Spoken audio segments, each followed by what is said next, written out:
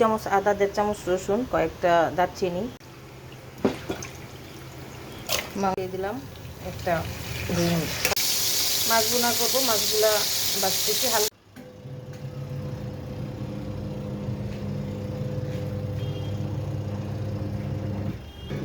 আসসালামু আলাইকুম, কেমন আছেন সবাই? আশা রাখছি আলহামদুলিল্লাহ অনেক বেশি ভালো আছেন। আমি আপনাদের দোয়ায় ভালো আছি। তো বিছানাপাতিগুলো গুছগাছ করে আজকে একটু রান্না আছে, রান্না বান্না করবো। সব কিছু গুছাই নিছি, এখন শুধু মোছামাছির পালা। তো কী কী রান্না করি সেটি আপনাদের সঙ্গে শেয়ার করব, তো দেখতে থাকুন। কাতল মাছ ভিজিয়ে নিছি, তারপরে এখানে মলা মাছ ভিজিয়ে নিলাম। গরুর মাংস রান্না করব, এটা কেরেলের মাংস। এটা আমি আজকে একটু অন্য প্রসেসিংয়ে রান্না করব। তো কীভাবে এটা আমি রান্না করি সেটি আপনাদের সঙ্গে শেয়ার করব। গ্যাস নাই, কারেন্টে চলে সব কিছু বসাই দিছি।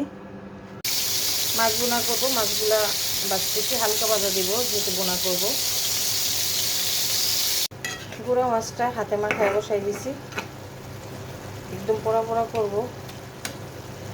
একটু দেখুন, খুব স্বাদের মাছ, মজাওয়ালা। ছোটো মাছটা হয়ে গেছে, ধনিয়া পাতা দিয়ে দিছি, এখন তুলে ফেলবো, পোড়া পোড়া হয়ে গেছে।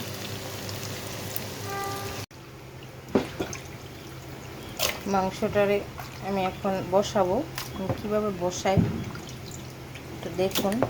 আমার রেসিপি না, এভাবে মাংস রান্না করলে এটাকে তেল মাংস বলে, এক একজন এক এক বাসায় বলে।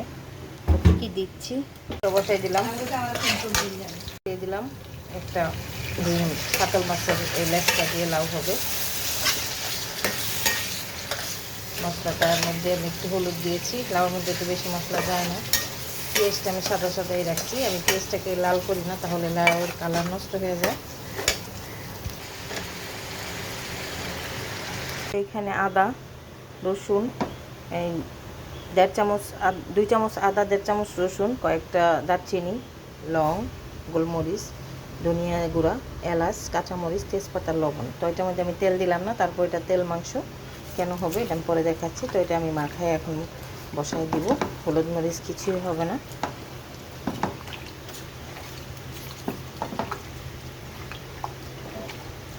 রান্না করার সময় অবশ্যই তেলযুক্ত মাংসগুলো নেবেন, বা কেরিলির যে মাংসটা বলে সেটা, তাহলে বেশি সুন্দর হয়। সব কিছু দিয়েই করা যায়, তো এই আর কি।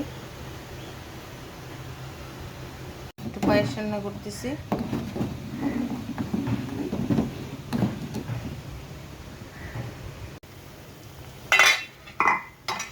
এই দেখুন মাংসটার কালার, তেল ছাড়া। অবশ্য আবার মাংস থেকে যে তেলটা সেটা উঠছে, মাংস থেকে যে পানিটা সেটা উঠছে, মাংসটা কালো হয়ে গেছে, সিদ্ধ হবে, তারপর আমি প্রসেসিংয়ে যাব। সেটা হয়ে গেছে, একদম অনেকটা সিদ্ধ হয়ে গেছে মাংসটা। তারপরে এই তো দিয়ে দিচ্ছি তেল। দেখুন যতটুকু হয়েছে, তেলের মধ্যে এই মাংসটা হবে, ভাজা ভাজা হবে, তারপর দেখাচ্ছি কীরকম হয় এই আর কি।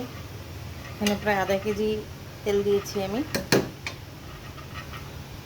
দেখুন আমার তেল জল মাংসটা হয়ে গেছে, এটা একদম আর তেলে টইটম্বর, এটা তেলের মধ্যেই। এখন শুধু যতটা এটাকে আমি জাল করব আরও কালো হবে, এটা 2 দিন লাগে, বা আমি একদিনই করলাম। এই যে তেল মাংস, এটার মধ্যে হলুদ মরিচ কিছুই দেওয়া হয়নি, শুধু ধনিয়া গুঁড়া, লাস্টে আমি একটু কাঁচামরিচ আর জিরা দিয়ে দিচ্ছি ফ্লেভারের জন্য। এটা কমপ্লিট। তো আমি আরেকটা হাঁড়ির মধ্যে এটাকে রাখছি, তারপর চুলাই দিয়ে দিচ্ছি একটা পরিষ্কার হাঁড়িতে। এই তো দেখুন মশলা কতটা সুন্দর হয়েছে। আমার সারাদিনের কাজকর্মগুলো কেমন হলো, বা আজকের এই রান্নাটাও কেমন হলো কমেন্ট করে জানাবেন। ভালো লাগলে একটু শেয়ার করে দিবেন। আর হচ্ছে এটা সব মাংস দিয়েই করা যায়, এটা বেশি করে ঝাল করলে বা এইভাবে প্রসেসিং করলে খেতে ভীষণ মজা হয়, বিশেষ করে পোলাও দিয়ে, পরোটা দিয়ে, হলুদ মরিচ পেঁয়াজ ছাড়া গরুর মাংস রান্না। তো বিদায় নিচ্ছি, আল্লাহ হাফিজ, আসসালামু আলাইকুম।